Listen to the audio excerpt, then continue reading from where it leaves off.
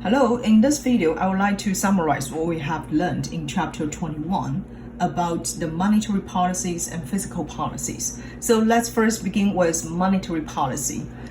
So as far as we learned from chapter 21, there are two major types of monetary policy. One is expansionary monetary policy, and another one is contractionary monetary policy. So expansionary monetary policy means Federal Reserve try to increase money supply. On the contrary, contractionary monetary policy means the Federal Reserve try to decrease the money supply. Then there are several ways that the Federal Reserve can increase the money supply if the Federal Reserve want to apply expansionary monetary policy. So for example, in the open market, Federal Reserve can buy securities from financial institutions. So when Federal Reserve purchases securities from financial institutions, which means Federal Reserve need to pay money to those financial institutions, right? And then to buy those securities that financial institutions would like to sell. So from this action, Federal Reserve actually provide more money to the financial institutions, which can increase the money supply, okay? And there is other two ways that probably is not so commonly used. One is to lower the interest rate, and another one is to lower the required reserve ratio. So these two would lower the interest rate or lower the required reserve ratio can also encourage financial institutions such as the commercial banks to make more loans. And for the contractionary monetary policy, the Federal Reserve will try to decrease money supply, and then it also have three ways can decrease the money supply. The first one is the most commonly used, is still in the open market, okay? So in the open market, Federal Reserve now can sell the securities that it has. So when Federal Reserve sells securities to financial institutions, which means Federal Reserve collecting money from financial institutions, right? So it will decrease the money supply available in the market. And the other two ways probably they are not so commonly used, such as increase the interest rate or increase the required reserve ratio, okay? So here I would like to show you how the expansionary monetary policy can work in the short run, okay? So you can notice I have two graphs here. So on the left-hand side, it will shows the loanable funds market, okay? So this is the loanable funds market. I put the quantity of the loanable funds on horizontal axis and then the interest rate on vertical axis. Originally, we have the demand for loanable funds is showed by this curve, and then the supply of the loanable funds showed by this x1. They intersect at one point, okay? So this could be our point A. So you can notice at point A, we have our interest rate at R1, and then we have the quantity of loanable funds available in the market is Q1. Now, if Federal Reserve using expansionary monetary policy, which means now it will increase the money supply, right? And when increase the money supply, it will shift the supply curve of loanable funds to the right-hand side, okay? So it will shift it to the right-hand side, resulting in new equilibrium points. I can mark it as point B. So you can notice at point B, we have lower interest rate and more loanable funds available, right? So compare with this one, you can notice interest rate decrease, which means it will encourage firms and corporations to borrow money from those financial institutions, right? So interest rate decrease, it will encourage investment. It can also encourage consumption, right?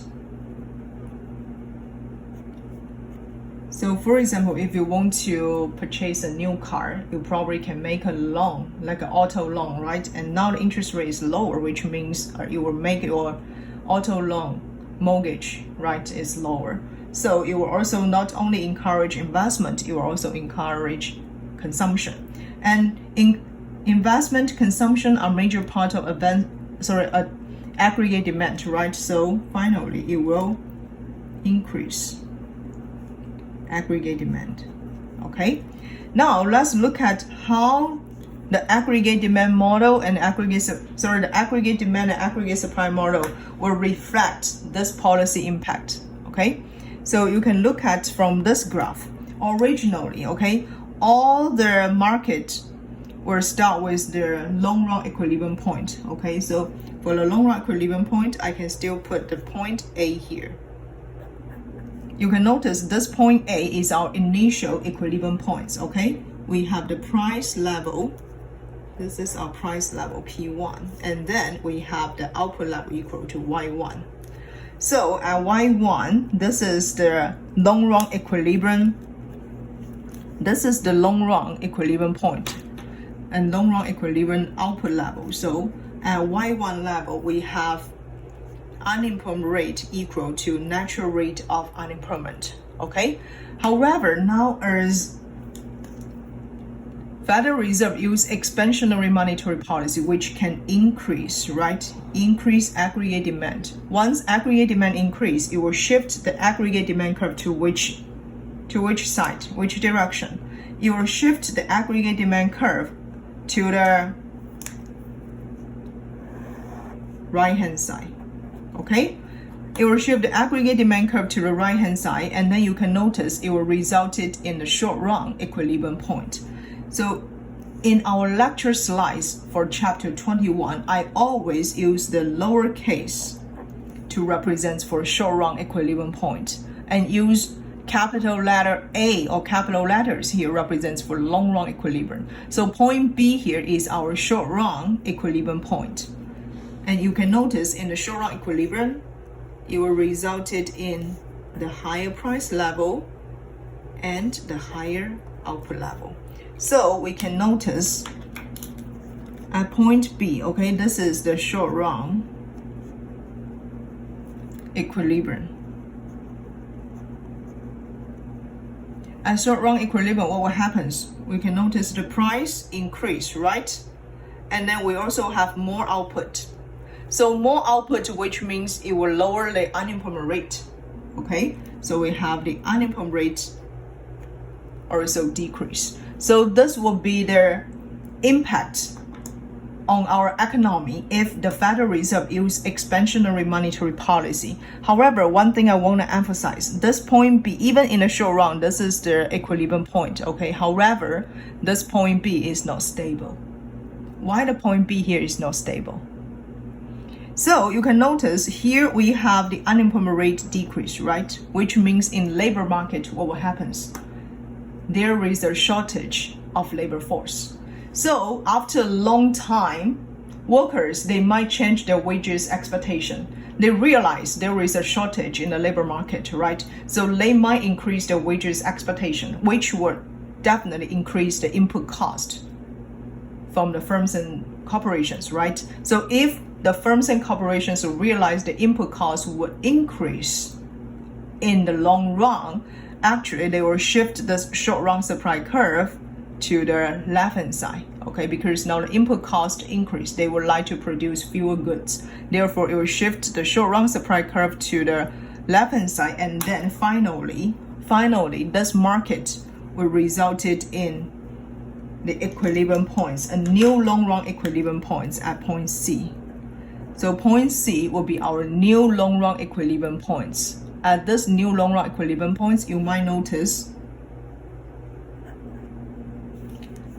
our economy go back to the original output level and only price changes.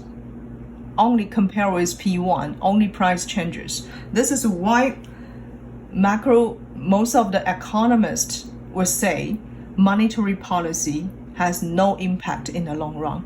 Because from this graph, we can definitely see in the long run, there nothing changes in output level, okay? Output level go back to Y1, and the things that only change is the price level, okay? So this is the expansionary monetary policy in the short run, and I also talk about something happened in the long run. Here, let's talk about how to use the graph to analyze contractionary monetary policy in the short run. So, as we talk about contractionary monetary policy means now the Federal Reserve will try to decrease money supply, right? Therefore, from the loanable funds market, you can notice this is our original demand curve of loanable funds and this is our original supply curve of loanable funds, okay? They intersect at one point and this point will be our original loanable funds equilibrium point. We have the interest rate equal R1 and then we have the loanable funds available in the market equal Q1.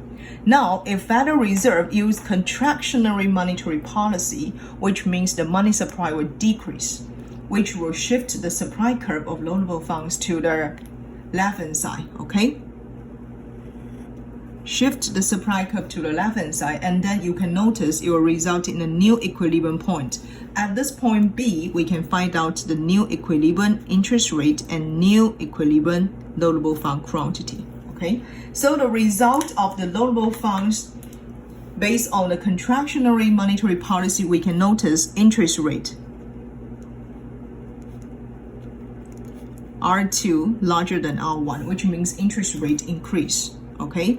And once interest rate increase, it will discourage. So, discourage not only the investment, but also the consumption. And investment consumptions are major parts of aggregate demand, right? Therefore, it will decrease aggregate demand, which will shift the aggregate demand curve to, so shift the aggregate demand curve to the left, okay? So let's see how this will affect our AD and AS model. So let's look at our AD and AS model. You might notice originally, okay, any analyze about this AD-AS model should start with the long run equilibrium point. And then we have the real GDP on horizontal axis, and then the price level. This will be the price level on vertical axis. It will start with the long run equilibrium point, okay? So point A is our long run equilibrium point.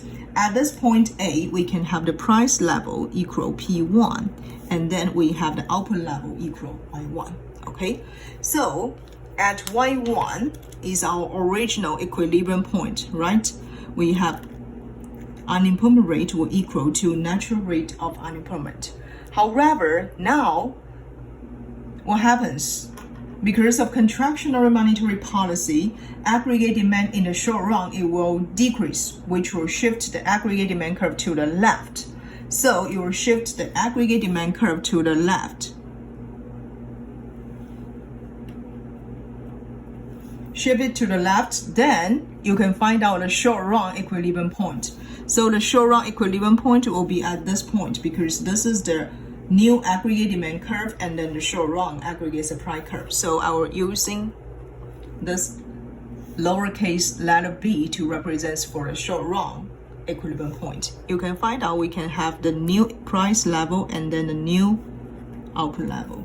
So the new output level Y2, this is new output level, less than original output level, right? So if the output level decrease, it means now the unemployment rate increase, okay? Unemployment rate increase. And at the same time, we also have the price level decrease, okay? So this point B is our short run equilibrium point, which means for the contractionary monetary policy, it does influence macroeconomics, right? Because it will make our output decrease and it will make the unemployment rate increase. However, as I talk about in our slides, point B, this short run equilibrium point, is not a stable point. Why this is not a stable point? Probably in the short run, it's okay. However, in the long run, this is not our final equilibrium point. Because you might notice, in this case, we have the unemployment rate increase, right? So, which means there is a surplus in the labor market. If there is a surplus in labor market, workers, they will lower the wage expectation. and then it will reduce the input cost for firms and corporations, right? So the firms and corporations in the long run, they realize the input cost decrease. They would like to producing more products, which will shift this short run aggregate supply curve to the right hand side. And then finally, the market will stop at this point. This will be our capital letter C, okay? So this point C is our long run equilibrium point. You can notice at point C, what will happen? Output go back to Y1 level, however, price level decrease, okay? So this is why we always say for monetary policy, no matter it's like expansionary policy or contractionary monetary policy, in the short run, it does impact our macroeconomy because the output will changes and then the input rate will also changes. However, in the long run, output will finally go back to our original equilibrium point, and what changes is only the price level. So this is what we say in chapter 17. We have the conclusion, right? The monetary policy will be neutral in the long run. However, in the short run, it did impact our macroeconomics.